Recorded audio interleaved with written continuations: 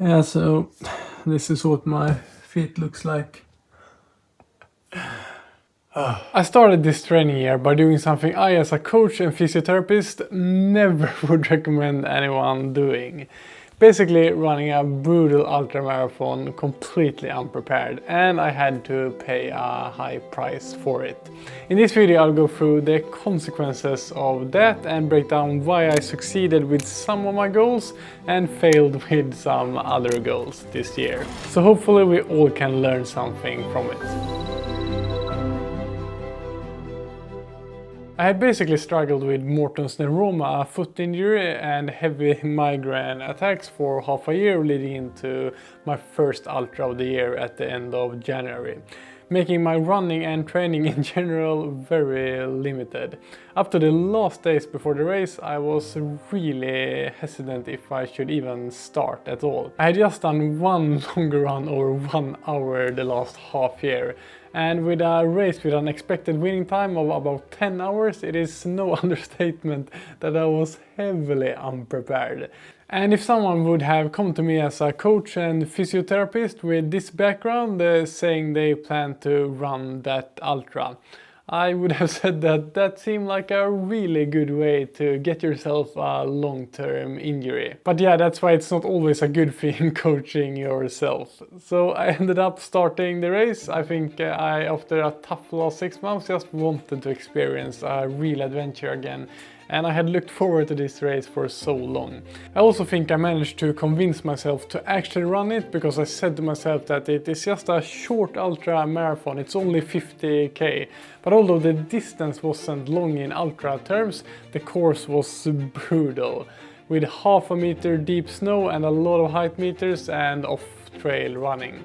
But I ran it, and I actually surprised myself feeling good throughout the whole day, and somehow I also managed to win the race. But as I will get into, that race and win came at a quite high price. The only reason I managed to do so well during the race with my severe lack of training leading into the race, I think, is that my background with 10 years as an elite orienteering runner has made me really used to running in brutal terrain in the forest. And I also think that I nailed my pacing strategy for the race and nutrition, and really had the mental will to fight and do well in the race. But what was the price I had to pay for starting out the year with running an ultra so underprepared? Directly the day after, just walking, I could feel that one of my Achilles tendons were so sore, and just taking it easy with running for a week didn't help at all.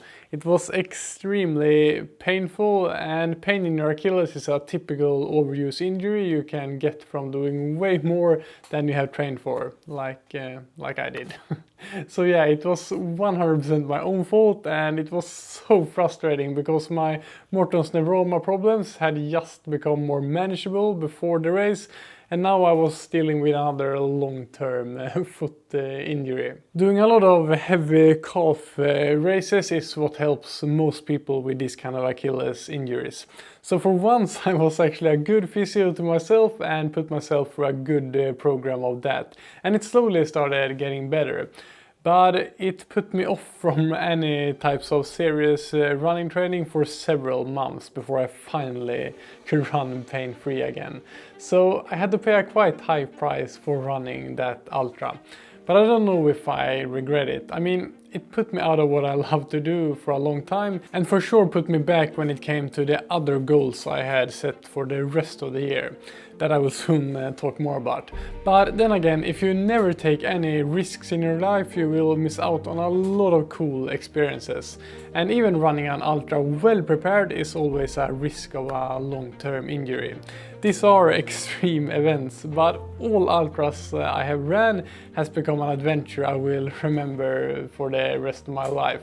And this was a particularly cool one that I wouldn't have wanted to be without. So if it makes sense, I don't think I regret it, but I wouldn't do it again, and I don't recommend anyone running an ultra on such a bad training background.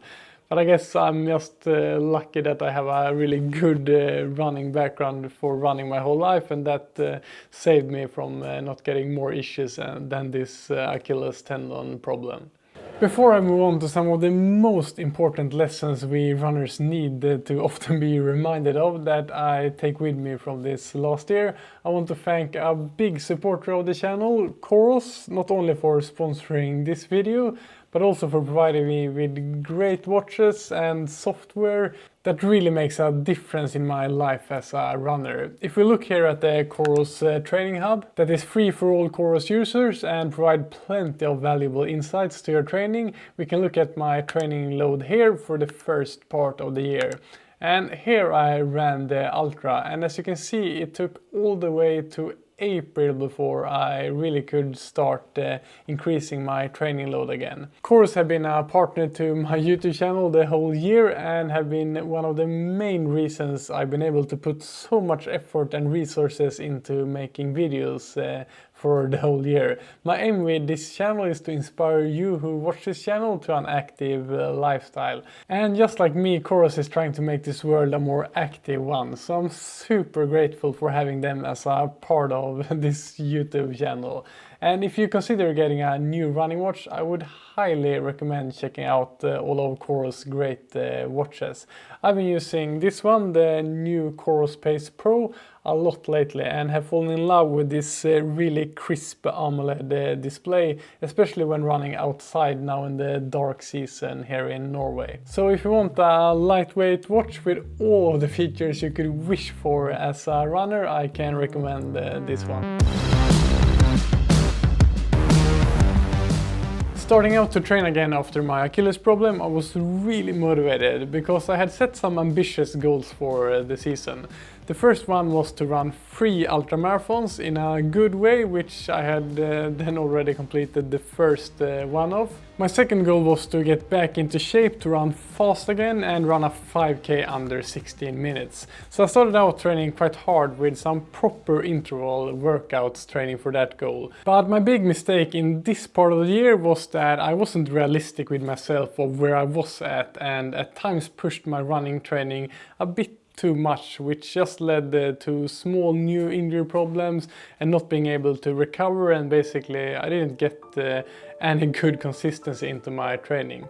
So looking back, I think I wasn't really honest and realistic with myself of where I was at in terms of my current running shape, but also where I'm at in life. I have young kids with everything that comes with that, and my main priority is being a father. And on top of that, I have quite a lot of work to be done running my own business. And when you're on top of that stack trying to train really hard, it at many times just became too much, and I continued struggling with a lot of migraine attacks through the year.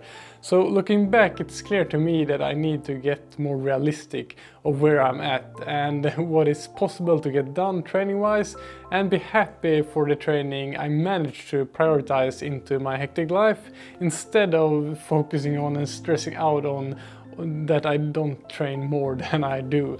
Because something I think all of us need to be reminded of at times is that it is so much better being able to keep your training consistent week after week than training a lot 1 week and then not be able to train for 2 weeks because you got different issues from pushing too hard. And to be honest, for us amateur non-professional runners, no one really cares if you run this or that time in a race. But don't get me wrong, there is so much positive to come from setting hard goals and working towards them, and something I really believe in.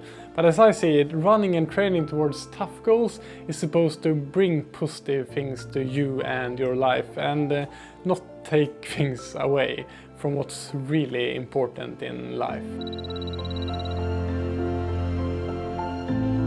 My next ultramarathon that I had as a goal for the year was a special one. It was an uphill only race called Neveresting. We run up a mountain and then take the ski lift down again. And I really wanted to try to get to the full height of Mount Everest during the 12 hours the race lasted. But it quickly came clear to me that in order to have a chance on this, I would have needed to train way more specific.